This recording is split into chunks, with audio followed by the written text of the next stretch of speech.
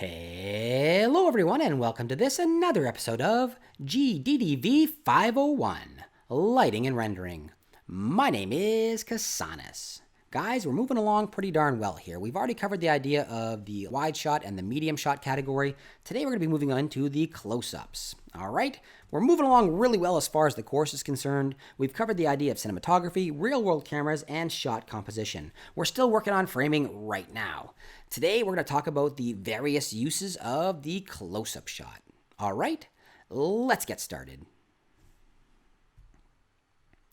When we talk about film or any type of moving image, that product is made up of a number of images, and each of those images are called a frame. Frames are shown in sequence to actually create this moving image, and that sequence of frames is referred to as a shot. Every shot type is going to have, or every category of shot is going to have a particular use. We talked about the idea of our individual digital images. We talked before about our individual digital images having to be both functional and artistic. And this is really the functional portion that we're talking about here.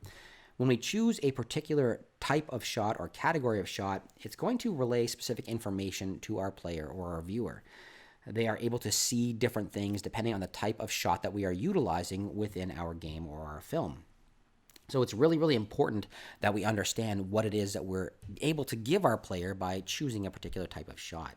And it's really also very important that we're not ignoring what we talked about previously. The contents of any individual shot is still based on the idea of compositional guidelines. It's still based on the idea of good composition. The information is going to be there, but the type of shot that you're going to choose is going to be how you relay that information to your player or your viewer. And again, we're going to see a number of different shots today. We are going to take a look at a number of different shots, so shot sequences. A shot sequence is a number of different shots that are put together in a sequence, same as a number of frames put together as a shot, a number of shots put together as a sequence. We're going to take a look at a number of shot sequences, and we'll discuss the individual shot types during that time as well. And again, like I said, it's about the functionality of individual shots, and the functionality comes down to several different ideas. Shot composition, so the actual contents of your shot, how you've framed those contents, and even the angle in which you're viewing that particular content from. All of that's going to play a very important role in the information that your player or viewer ends up getting. We are going to talk about the idea of the wide shot, the cowboy shot, the medium close shot, the close-up shot, and the extreme close-up shot.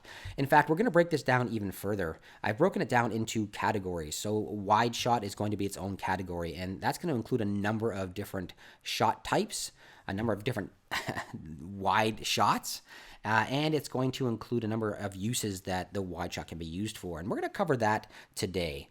We're also going to cover medium as a medium category, and the medium category is going to include the cowboy shot, the medium shot, and the medium close shot. And lastly, in this particular portion of the series, we're going to cover the idea of close-ups, and we're going to cover the idea of close-up shot and the extreme close-up shot. We're going to cover all of those things. Let's go on now to the idea of the close-up. With the close-up, we've really moved in tight here. So we've kind of gone from our wide shot to our medium shot, each time stepping in a little closer, into now our close-up shot. And with a close-up shot, we are really focusing on detail. That's the entire point of a close-up shot.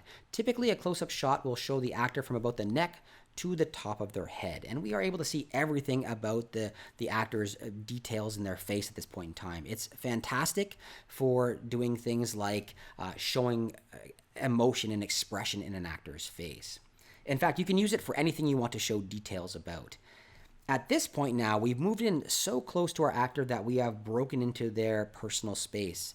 If this was real life, we would never stand this close to somebody unless we were in some way intimate with them, if we were whispering or something to that effect. Otherwise, we would not get that close to someone at all. So we're kind of uncomfortable oftentimes when we see shots that are close up. We're often made to feel uncomfortable with how close we actually are. But the whole point of this shot is it's great for showing detail. It's often used as an insert shot when we really want to emphasize something important in the scene. But it's great for showing detail, and we often use it as an insert shot whenever we want to emphasize something very particular within our scene. If we take a look at this example here, we're seeing the actor from about the neck to the top of their head, or not quite the top of their head, just along their forehead. This is a close-up. And obviously with any of these shots, the range can vary, right? It doesn't have to necessarily be from precisely their neck to the top of their head. The range can vary.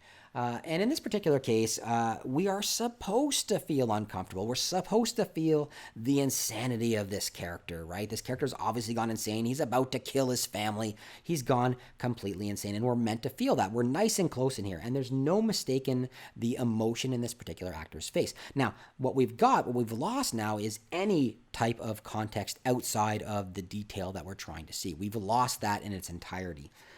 It's not important to us. That's not the point of this particular shot. The point of this particular shot is that we are close enough to understand all of the details. You can deliver dialogue from here, of course, but you can't read any body language. You can't read really anything at all besides just the emotion in the actor's face or whatever details you're trying to get from whatever you're close up on. I keep using actors as a reference here, but obviously we can have a close up on pretty much anything. You know, if you've got a game and you want to make sure your player sees if you've got a spy game or something, you want to make sure your player sees the combination to some safe, you can zoom in on that safe as the person's opening it so they can read the numbers, right? It doesn't have to be an actor. I'm just using actors as an example to kind of give you a reference on how tight in we are, using something as a reference that we all understand. Okay, so from the close-up, we can move into the extreme close-up. Now we're right in there, and we are super tight, right? We are past the point now where, where we are even recognizing entire faces, right? An extreme close-up zooms in on one particular feature. That's what it's for. One particular feature in great detail. And it's meant to draw our user into and to notice something very, very particular.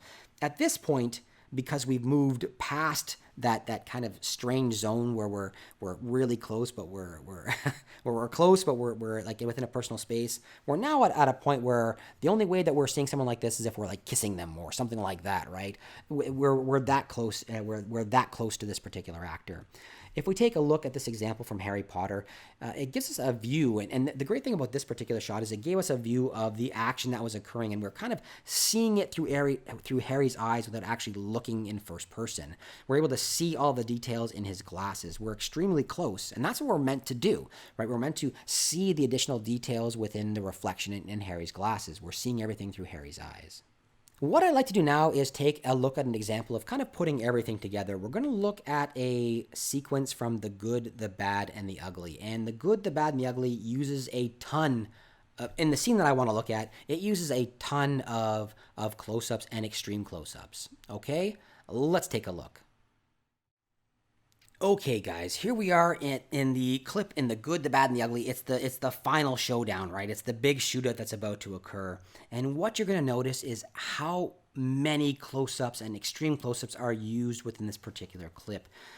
We start off with these close-ups to show details. We try and build anticipation. In fact, we don't cut to anything else besides close-ups. Oftentimes, when you use a close-up, you will move from something like a medium shot or some other type of shot into a close-up, and then cut back again into whatever it is you were before, into a medium shot or something else, right? It's really being used to show a particular detail about something. In this clip, however, what we're going to see is back-to-back-to-back close-ups and extreme close-ups. And in fact, what you'll see as the clip progresses is a faster and faster progression of the cuts as well. And this is supposed to build suspense. The close-ups themselves are meant to build suspense. We're seeing the details of the actor slowly moving towards their weapon, right? Or slowly shifting back and forth their gaze. We're meant to see the sweat and the fear in some of the actors, and we're meant to see the calm, cool, the coolness of some others. Well, let's take a look. I'm just kind of talking about it here. So right away we can see we've got ourselves a nice close-up where we're taking a look, and there's suspense being built already. Obviously, they're starting to reach for their guns. No one knows who's going to shoot. No one knows who's going to move first. And we're seeing this, right? We're seeing this, and it's these back-to-back cuts are supposed to make us feel. It's supposed to build the suspense in what's happening, right? We can see the fear. We can see the fear and the anger. We can see how cool some of the actors are, how cool some of the characters are. The hand moves towards the gun. As Clint Eastwood looks over, the hand moves away from the gun. And we're meant to see these details. We're meant to see that no one really wants to make the first move, and they're all waiting for the other person to make that first move. That's what we're seeing in this particular clip. We're also going to notice something else. When the actual shot takes place, we move right away from the close-up into a wider angle. And it's in the same speed that the switch occurs in the same speed at which the gun is drawn. And it's supposed to increase. It's supposed to make us think that Clint Eastwood has moved really, really fast. So we're starting to get faster here. The cuts are starting to come faster and faster, and they're going to go faster and faster. And we're going to punch in closer as the clips start to cut back and forth quicker. Reaching for the gun slowly.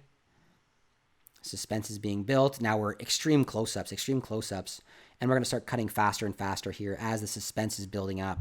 Something's going to happen. The hand's closer and closer to the gun. Sooner or later, something's going to happen. And watch what happens as the gun's pulled. Bang. Do you see that? We moved right away. Let's just go back a little bit here.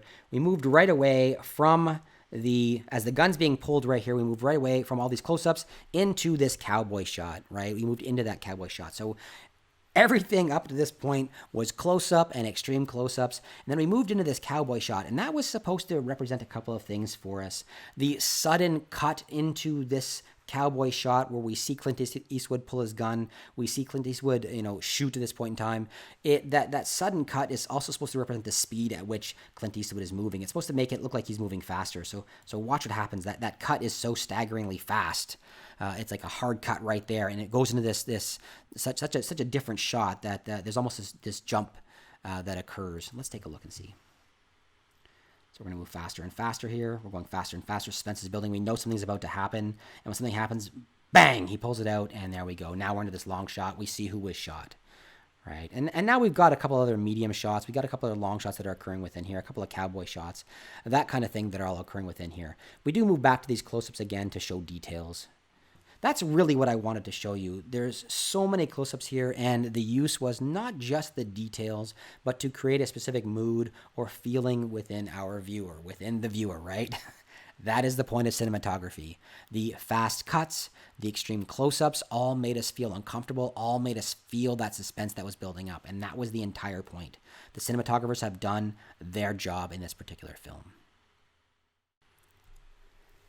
Okay, everyone, that brings us to the end of this particular episode. I hope you guys enjoyed it, and I hope you guys liked seeing the information about these different shots. So we had 3 videos in a row, from the wide to the medium to the close shot. Hopefully you guys can see what these shots are actually being used for. It was an extremely brief introduction. We could do probably an entire course on just the use of the medium shot and the differences in how these different shots are used. We could probably do an entire course on each one of those. So really and truly, we had a couple of short videos on it, and that's it. But hopefully you guys did understand that there's importance in what you're choosing as far as your shots are concerned.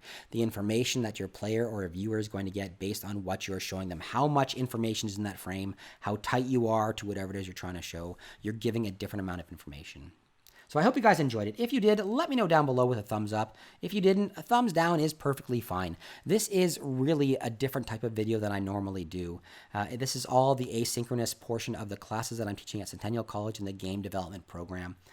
And it's how I'm delivering the content to my students. Because of COVID right now, my students are scattered across the entire world, and I want to make sure that regardless of where they are in the world, they're getting a great education. So this asynchronous portion is going to be the overview of what they're learning, and then we're going to go into the classroom for synchronous classes and really deep dive into these different subjects. Anyway, guys, thumbs up, thumbs down, comments down below, and if you haven't done so, please take a few seconds to subscribe. Have yourselves a wonderful day, everyone.